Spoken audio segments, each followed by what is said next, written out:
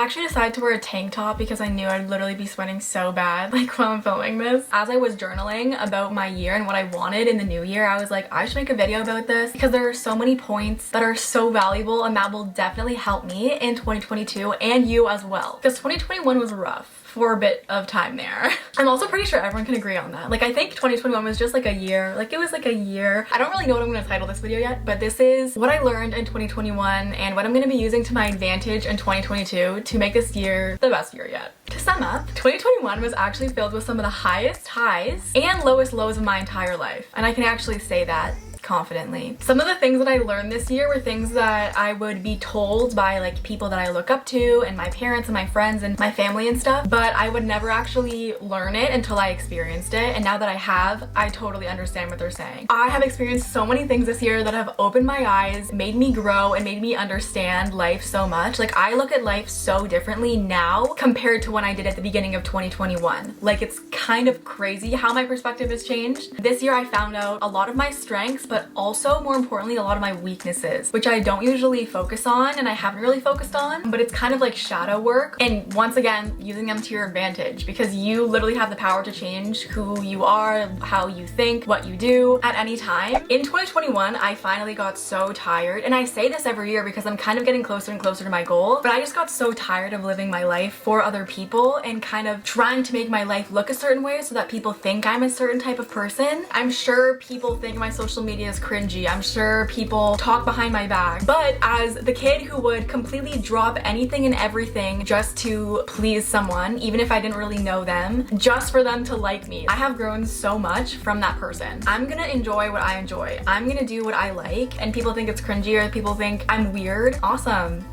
It's my life. It's my life and I'm going to enjoy it, and I hope that you do the same. So people who are hating on you or people who don't really want to support you in things that you want to do or things that you like are already below you, because no person who's confident in what they like is going to make fun of you. I've noticed this especially while looking through other people's comments on their TikToks. People just hate on TikTok, and it's so easy because you can scroll past it and you can kind of even forget that you left a hate comment, but it just proves to me that you are never ever gonna satisfy everyone. Plus, you won't even ever know for sure who you're pleasing or not, because people can be hating out of jealousy as well. So people can actually really like what you like, but they're just scared to show it or they're scared to pursue it. So honestly, there is literally just no point in pushing away something that you enjoy that other people might think is weird, because there are just so many factors that make that so not beneficial. It doesn't make sense to do that. If your happiness and confidence relies on someone else validating you, then your life isn't going to be fulfilling you. It's going to be fulfilling other people. You can't pour from an empty cup, so you have to fulfill yourself. That means doing things that you like and giving yourself happiness and yourself that confidence, and stop looking for it in other people. Second thing, which has taken me so long to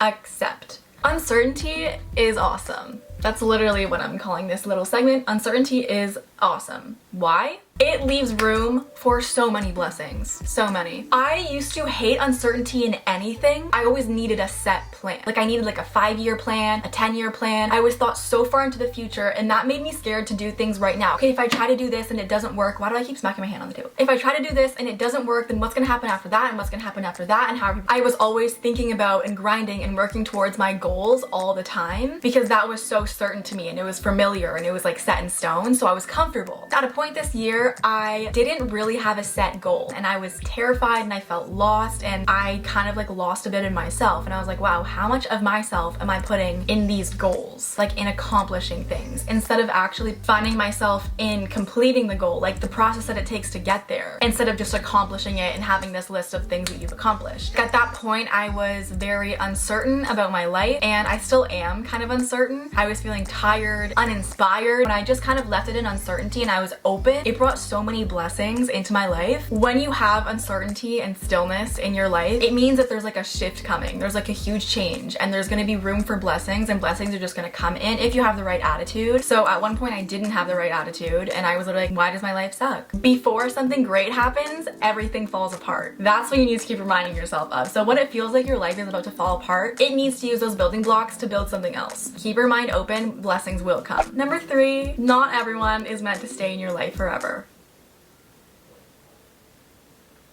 I am still trying to accept this one because I am so open and I'm so vulnerable with new people, and especially with people that I have been friends with for a long time. I love people and I love making connections with people. But what has actually helped me when people leave my life is that we are only the center of our own universe for our own life. You're the center of yours, I'm the center of mine. Them leaving your life may be more about them than it is about you. And if you think about it that way, it's way easier to accept. They're thinking about their own storyline, like they're thinking about their own life and how you fit into their life. If they decide to leave you, turn that focus back on yourself because they're taking care of their own little universe. Now you have to take care of yours and you have to put more energy back into yourself. Somebody leaves your life because they can't get the fulfillment that they want from you, whether that's a friendship or a relationship or anything like that. So they either leave or they live resisting you. Which one would you rather? I would definitely rather leave, and that has been the thing that I've tried to accept. You don't want to live with that constant tension. It's actually really good that they decided to leave because now you know that you weren't fulfilling them and that it's not just like kind of fate. 4, karma is real. That really got proved to me this year. If you're generally just mean to people, the universe will reflect that energy right onto you, right onto your face.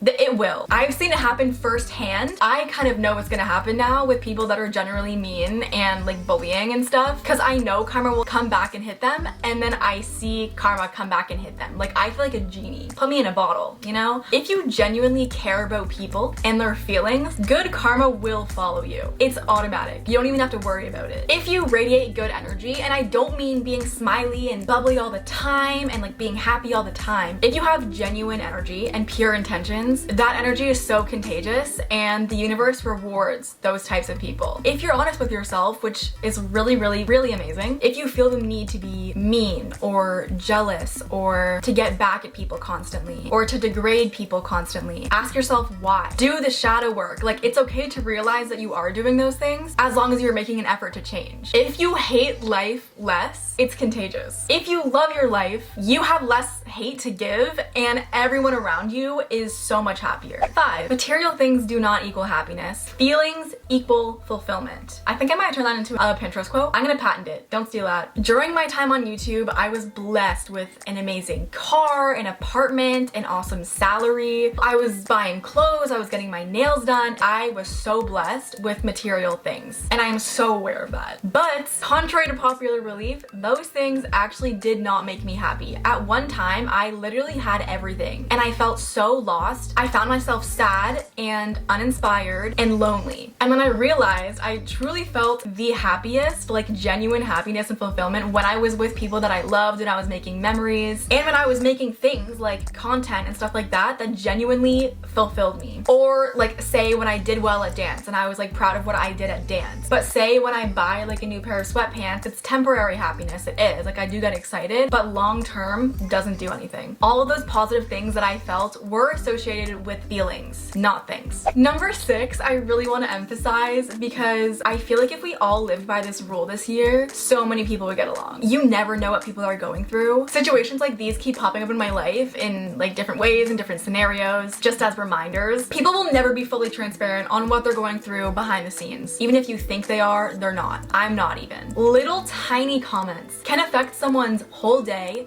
whole week, and even whole month. Of course, everyone takes things in differently and everyone has like a little bit of a different sensitivity factor, but it is such a possibility, and it is so common for little comments and little jabs at people to affect them so much. Like, people can just be holding it all together, holding everything together for one class. Like, they just want to get through this one class and then they're gonna go home and cry. If you think about it like that, you will be so inclined to be nice to people. Not being like fake, but just thinking twice about mean comments or jealous comments that you want to say. Little smiles or little convos with strangers and little random acts of kindness, especially with strangers. I don't know, because it's just like so unexpected. Like, people don't expect you to do that if like you don't know them. They go such a long way. I realize that people who are struggling the most usually hide it the best because it's very embarrassing to be struggling. Like, when I was struggling a lot this year, I would keep it very private until I literally had to tell someone because I couldn't take the burden anymore. So be aware.